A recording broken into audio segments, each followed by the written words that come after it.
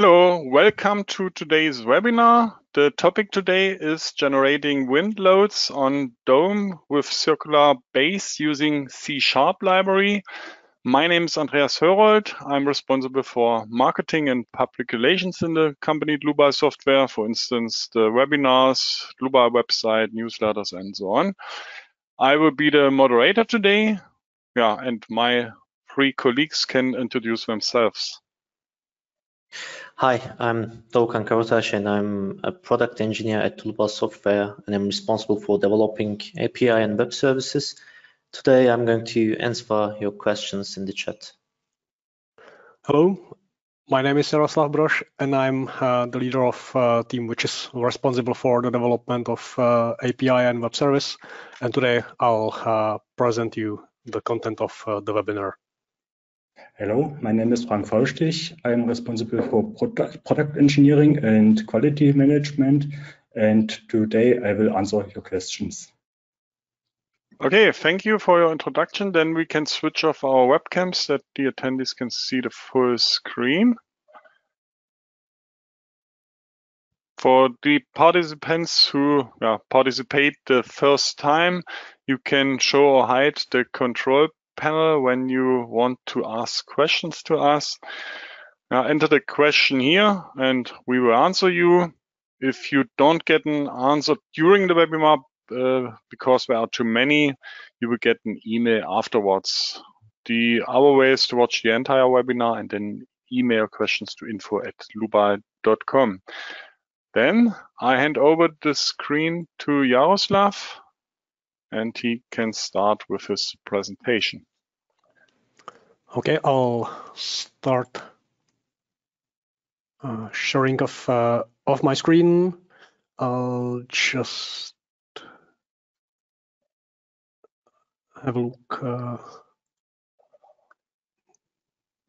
Okay, this one. I think you should see my presentation. Yes. Okay.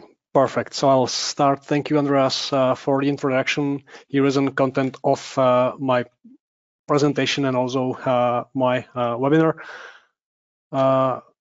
During the first chapter, I'll be talking about what's a web service and API.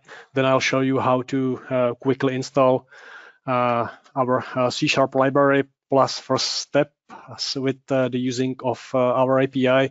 Then I'll talk you some basics for the wind load according to the Eurocode, and then I'll show you how to do it programmatically so that you can develop your own tool which will generate the wind load on the dome or the cylindrical structures. What's web service and what's API? The main motivation why we did it, we want to bring the power of RFM6 or RSTAP9 or R section beyond its graphical interface. That means the providing of easy way how you can create an application on top of our application, or that you can very easily plug our application to your chain of the application. So if you have some application where you are, let's say, generating the model and then you need to run the structural analysis, so the bridge between you can make with our web service so that you can use your application to generate the model and then our application for do the calculation and design and checks. Or also that you can build your own tool or your own application based on the results which you are getting from our application, like the internal forces or some results coming from the other kinds of the analysis. what's currently possible and what's accessible in web service. You have access to the geometrical data. You have access to the materials and the sections. You can create load cases. We will see it in my webinar in presentation. You can also do the supports, interact with the supports. You can also somehow interact with the application, that I mean with the running of the calculation or doing some selections. And also you are able to easily get the results of the calculation through the web service operations or web service calls. We created a few libraries and the functions to work with web service. I'll be talking about it later on. Here, what I would like to do is that I would like to present you how it works under the hood. That means how it works on the background. You can think about our solution as we have the something which is called the server. That's our application, and then you have your application, which is kind of the client, and then the client could be written in the .NET, C#, Python, Java, or any language which is capable to do the so-called request.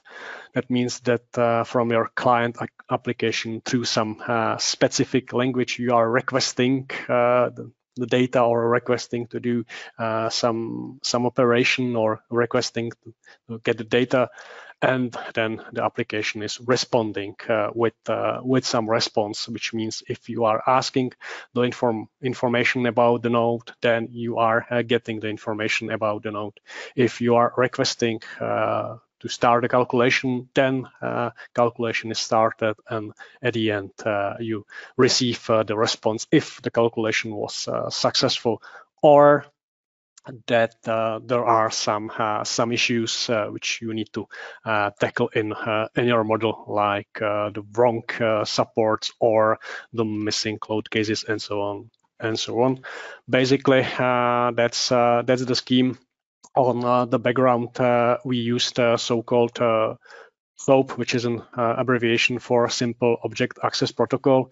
It has some definition language, which you can simply see. You can have a look on the structure, and you can work directly with it.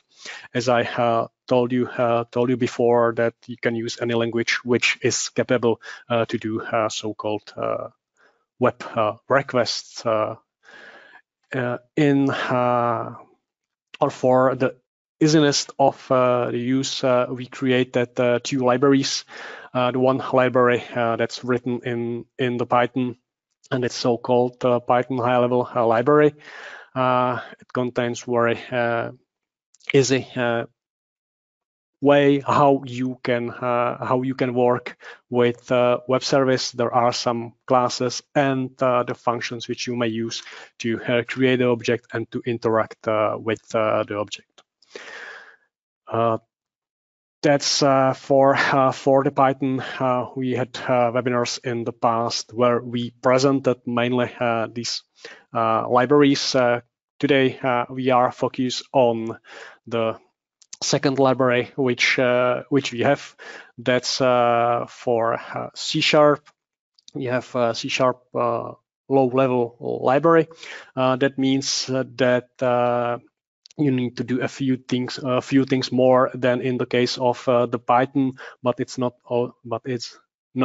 so difficult, because we are providing ways or the tools how you can easily start with your development, so you don't need to afraid that it's difficult to use. No, it's very easy to use and easy to start with simple examples. Here there is two links which leads to the places where we published our library, or also that we have an extension for Visual Studio that you can install and download to easily start with your development. So the first one, that's NuGet package gallery, where you can easily download our libraries and use them in the code. Here it's an link to the marketplace for the Visual Studio, where you can download the template for the project, and then you can use it in the IDE which you are using for the development. That's our two sources of our libraries for the C#. And then if you are interested to know how it's done on the background, we have an public repository on the GitHub, which you may visit, and you can see the source code which we have for the libraries. Here I'll jump to the browser, and I will start to show you. Here it's an nuget.org, and here I can easily type Dlubal. If I'll do it here, I have three packages which are available. Today we'll be talking about the RFM. Here you can click on it, you can see it, and then you can also download it through some CLIs, through some commands, or there is also capability in the Visual Studio how to do it directly in the Visual Studio. So that was the first way how to use the library. The second one, that's in the marketplace for the Visual Studio. If I will do the same, I'll receive the similar result. That here are some templates which I can have a look on it, and I can download it. And then if I do the download and the installation, I can easily start with the Visual Studio new project directly with all the references set to our libraries with example of the code. And here lastly there is an link, and there is a view of the GitHub repository which we have here, and here are also the source code of our libraries. Mostly it's automatically generated based on the WSDL web service description language. Why I'm talking about it? Because that's the possibility. If you would like to, let's say, extend the library with some functions, or that you somehow enrich or enhance what we have, you may do so with simply cloning the repository, or that you can easily download as a zip and then use it as a normal Visual Studio project, where you can do the modifications or the extensions if that's needed. So I'll jump to the Visual Studio. Here there is a possibility under the extension. If I will click here, that's manage extension, and here I'll do exactly the same which I did today twice. Here I have an option to download the extension, so it will be applied after the closing of the Visual Studio. So here is starting the installer. Once installation is done, then I can quickly continue.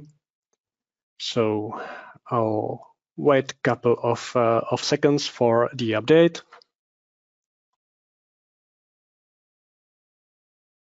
And then we'll start the fresh Visual Studio and work with it. Basically, we should be able to just start the compilation of the project and then receive the results.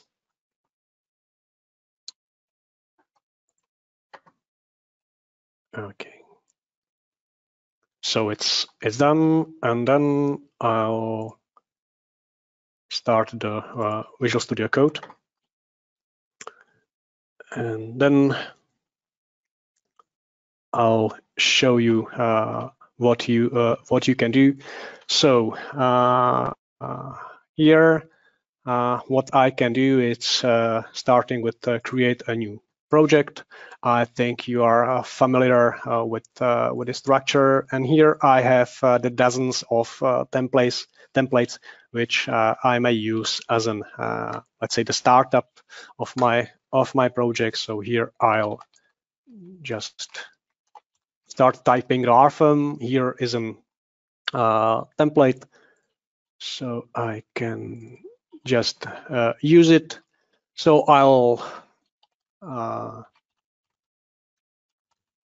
start it like the name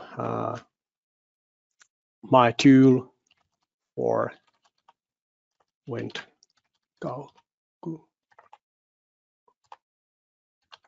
calculation, and then so location solution name, okay, then I'll push create, and now I have a project in Visual Studio. Here I have already the code, which is provided from us. It should be a simple cantilever beam in the RFM, and now I can just build a solution, and then I'll just check a few things in my RFM, because here in the options, program options, here as an item, web service start the server automatically with the application. By default is off. I have it already on, so you can also start it with the apply. And here I have an port ranges. It's important to say it, because here is an port range, and if I'll go back here, then I'll use it as an endpoint. That means the address where the application is listening. It's an local host, and this is the number of the application port. So I have it on, and here I think that if I will just run it, then I'll be connected to the application which I'm running. It's an version plus the language, and on the background, new model with the name my test model is created. There is an concrete beam which is here supported and loaded. Then calculation is run, and I have some results in the console. So that's a typical starting point for us or for you to start the playing with the application that I already have a code which is working. I can work. All the dependencies are set, and also the packages. Here, for example, you can see here that we are using our Nugget package to work with it in the case that you will just start directly as you are used to with Visual Studio, that you are starting with the console application, and then you need to add some dependencies. You don't want to start with our template. You can do so. And then it's under the project. Here it's a manager for the Nugget packages. And if I will just search here, I can see that I have already installed the Dlubal RFM web service library. It's done by default by the template, or if I will just browse this, you can see here that I have listed three packages. Here is an arrow. That means that there are some updates of the library with some new advancement which I may use. So that's the typical scenario: how to start, how to use the template for a smooth start. That I don't need to think how it works. That I don't need to take care about the setting of the endpoints, creating the binding, and the first thing which is hidden under this region application settings, because that's what we have seen, that, well, we connected to the application, then we created a new model, and then we connected to a new model. That's one of the possible ways how to start, and that's good for the start for the modification. So I'll return back to the presentation, and also to the browser, because today we would like to speak about the generating of the winloads on the DOM with a circular base according to the Eurocode. Here we have an knowledge base article which served us as an inspiration for it. Basically, it's generating of the wind acting on this structure, and we should receive something which look like this, some Mickey Mouse shape of the load. And here I'll close this one, and then I'll open what I have prepared. That's basically the same structure, and I'll go here just to start about some theoretical things in the meantime. So here I have a slide with inputs, what's given and what should be determined. So the given thing, that's an diameter of our cylinder. That means the cylindrical walls. Then there is some velocity pressure, and I have some reduction factor. My tool will calculate me the Reynolds number, external pressure coefficient, position of the stall, plus two other coefficients. Everything is taken from the Eurocode.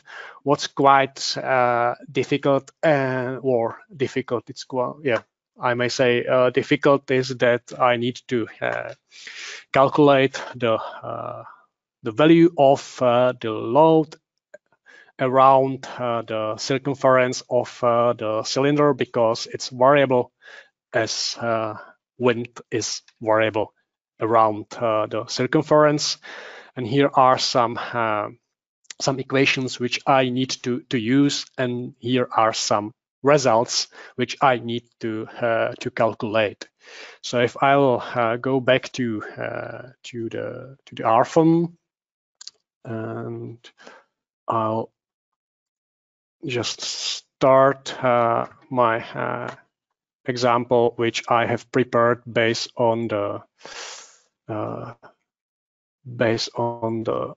template. So normally, what I will do, delete everything except a few things which are useful for me. That's this part that's coming from the original template, and also the part relates into the main function with the connection to the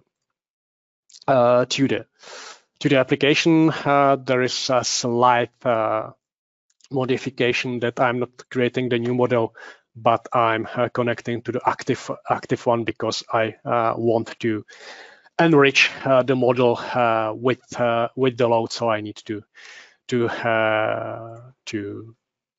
access the active model.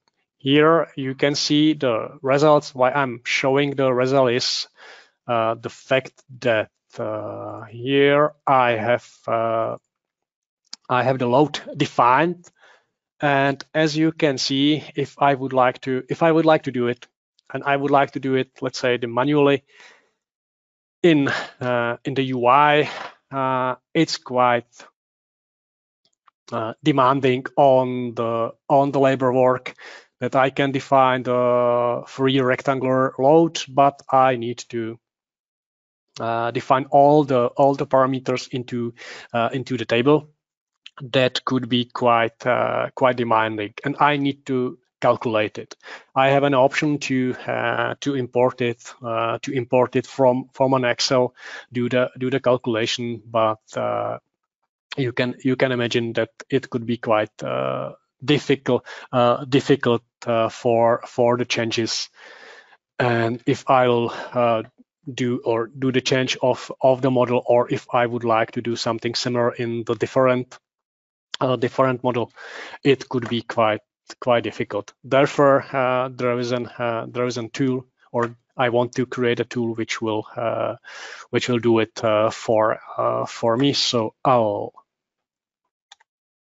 delete this. That's will be for us an empty state, or I can do it later on, and I will describe the steps which I need to follow. Centrally, I need to calculate some parameters. As I said, I have an velocity, pressure, the slenderness reduction factor as an input, and it will calculate me the things which I need to.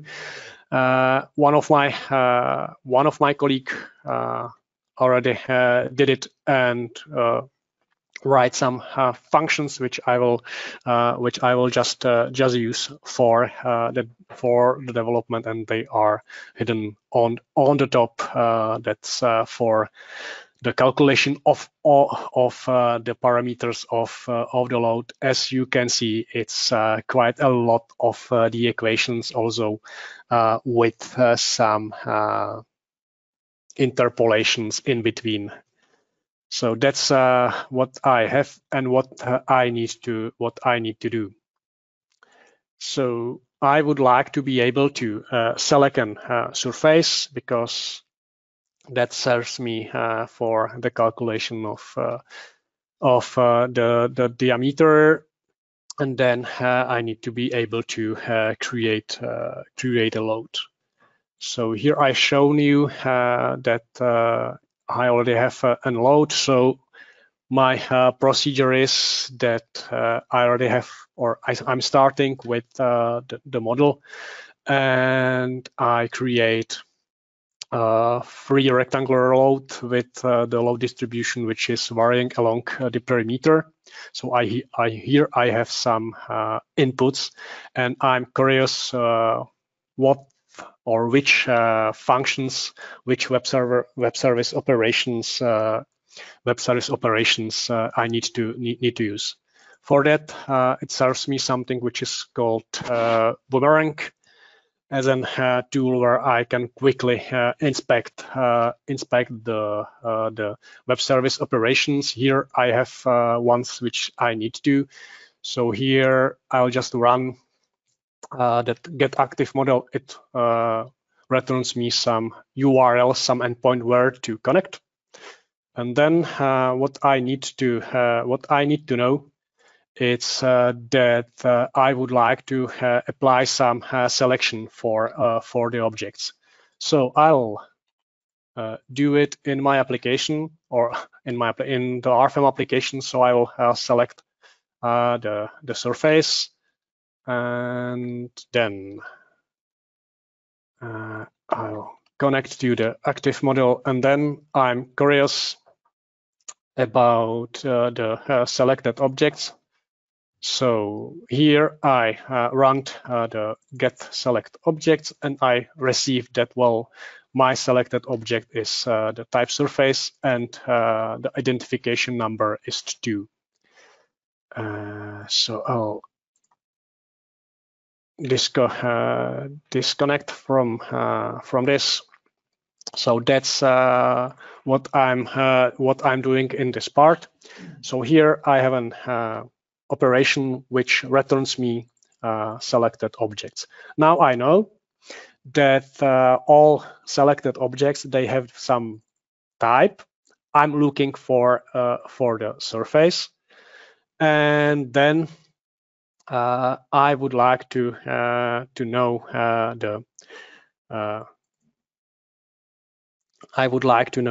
the identification number of the surface, and then I need to find a way how to know the diameter. I can do it very easily, because as I know that, well, the ID of the object of the surface is 2, then I can use the function get surface. So let me show you it quickly here. I'll just connect, and then I have an option for the surface. So it should be under the S in the button. So here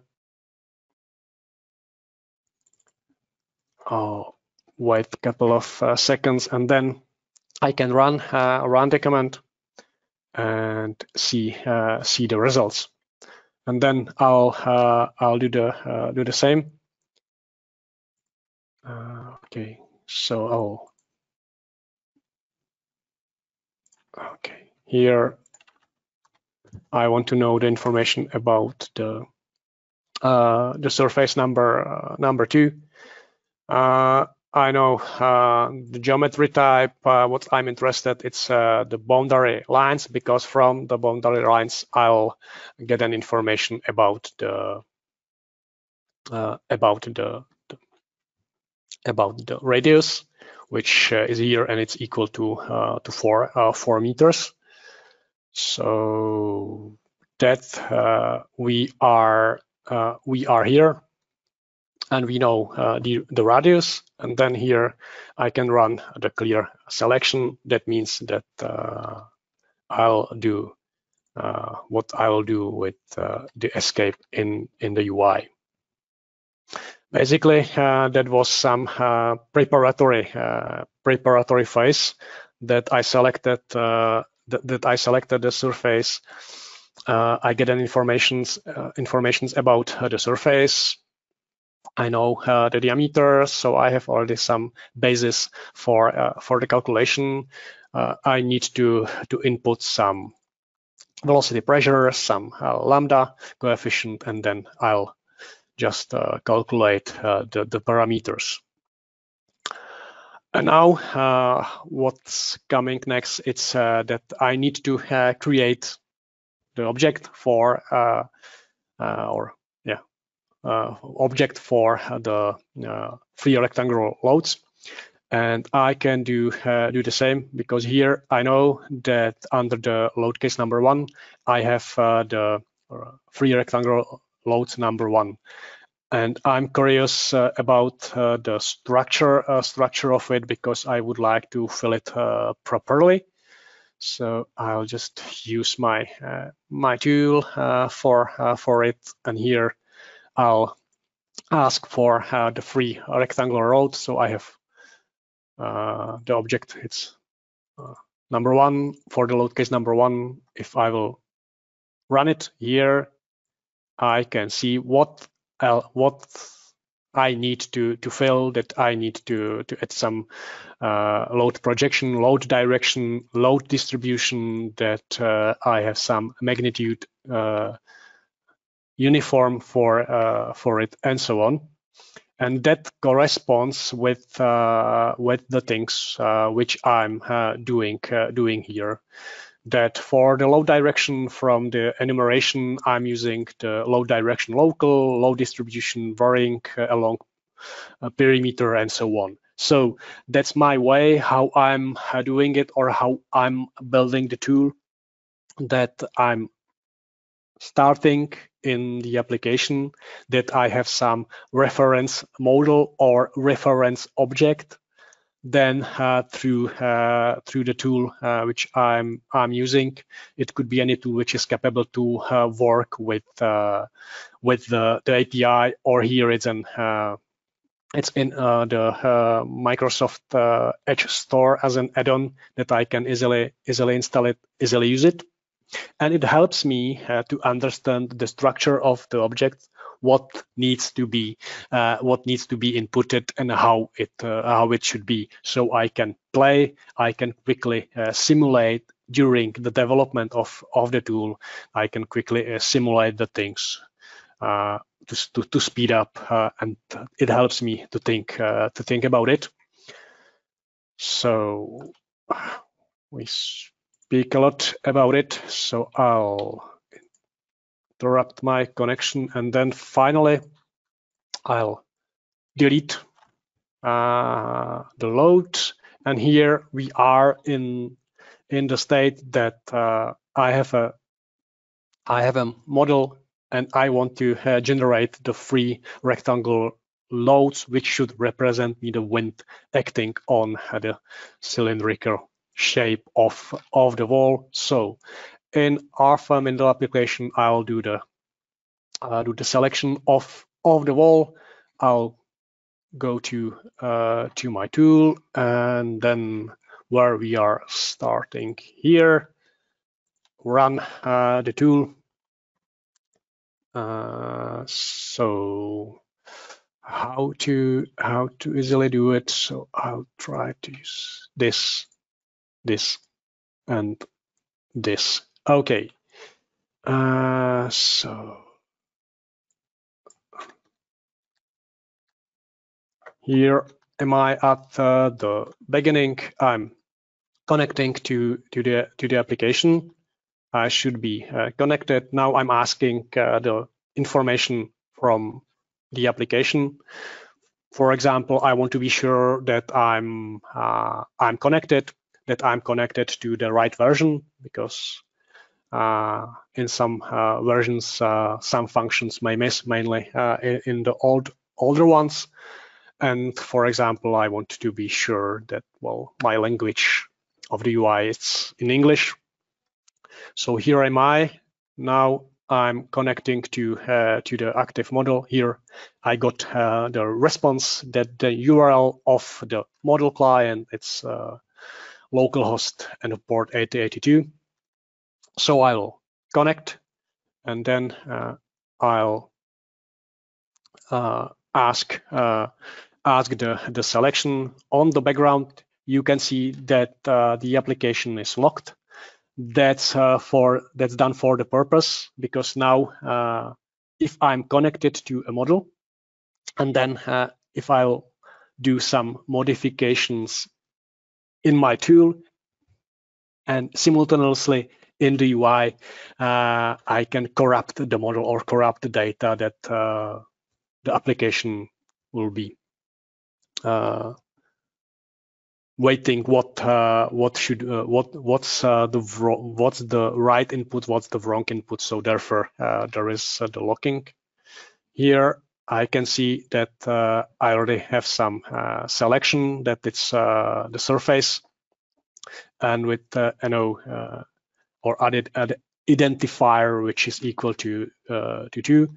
Here I have the for each for through the selection objects where I'm searching the surface. You may say, well, you select one surface. Why? If I will select the whole model, the whole scene, I'll get all the informations which are available. Therefore, there is a selection. And here I'm trying to find the diameter. By default, it's 0. So I'll ask information about the surface, which I have. Then I go through the boundary lines, and I'm searching for the line, which is on the bottom or on the top, because that's the type circle. And then I have an information from the line about the circle. I can calculate the diameter, and I know the center of the line of the type circle. So that I have it. So let's continue here. What I said, now I have information. I have my information stored in the objects, so I don't need to have the selection, so I can easily clear it. And now I have some safety check that, well, if diameter is not found, that means there is a wrong shape of the model or so. I can do it. Sorry, I'll just go back here. So here, there, and there. And then I have also the other informations. Now I'm asking about the value QP. So let it be 0.2. Then I'll continue. That it will ask me about the input of the reduction factor, which I will set as an 0.6. Here I have a calculated value, and here I have calculated value of the Reynolds number. And here that's the last step which I need to do, and that's a creation of the inputs for the rectangular. Oh, sorry, for the free rectangular loads. That I have some inputs, some rows here, that I have some angles where I'm calculating the values. It's a list of the values here in 0, 15, 30, 45, 60, 75, 90, 105, 120, 135, 150, 165, and 180. So if I'll do it, I calculate, or the functions calculate the parameters. And once I have the calculated parameters, I can create the free rectangular load. That's everything which is here with the definition of the axis, start angle, load direction, and so on. Here you may notice that here is a property of the object which is called axis start angle, and below it's axis start angle specified. One, it's in this case it's a double parameter. Here it's the boolean. It's therefore the object which is called free rectangular road can have dozens of properties, and we want to use just them which just minimum of the properties which we need to for the definition of the object. So if I want to input the property, I need to also specify that, well, I'm inputting this property. It's done for the reduction of the informations which are sent through the communication channel. So just to condense or to comprime the message which is sent between the application which we are running and RFM. So here we have an object which is called WLO, wind load, and here I start with the setting of the object into the application. Here I have an function from the client model where I notify the RFM or the application that I'll do some modifications, that the signal be prepared, that there will be some modification. So it's in modification phase. Here I have an function for the setting of the free load. So I send the information to the RFM. It replied with some code and so on, and then I have the finish modification that's saying, well, I finished my modification. Do all the checks, all the things which you need to check that the model is consistent. I inputted the values which are necessary, and nothing is missing. I have it here in the try catch finally for the purpose, because if something is wrong with the object for the free rectangular road, I can receive a fault string, which is then translated to the exception, which I can catch here. I can see the content.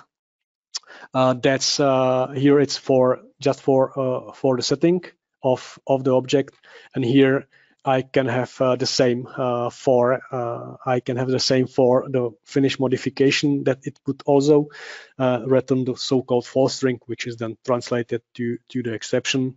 That means that something is horribly wrong with the model. And I can also return it. Here you may notice that, well, if something wrong happened, I can cancel the modification. That means that the model and the data will be resetted into the state before the begin modification was called. So the same I could do also here. And as you may notice here, I was in the set free rectangular road, and then I did the finish, and here I have an result. So I'm at the end of my tool, and here if I will press any key, then I can go back to the application. And here, as you can see, I have the load with the calculated parameters, and then I can simply run the calculation, and I will receive the results from the load case, which is simulating the wind load acting on the Silker dome or dome with the Silker base.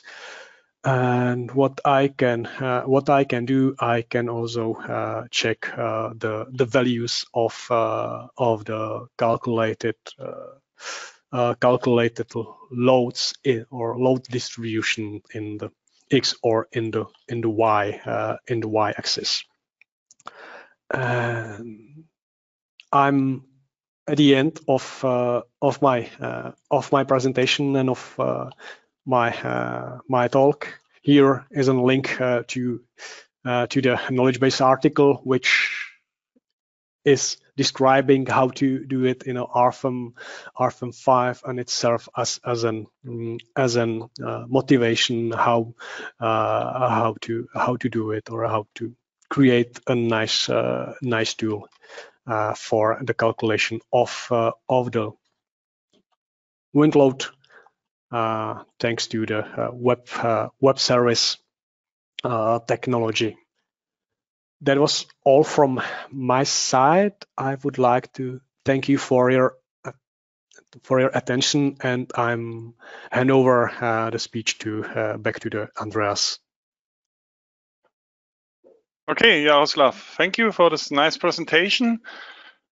I would like to take over the screen that I show some. Before I show you where you can find the recording and files and so on, I would like to say that you can book a free online appointment, such as a product demonstration, a personal free product demonstration, or you would like to get a not binding offer for any add-on or program from us, just contact our sales team with that link here, for example, or you can scan the QR code.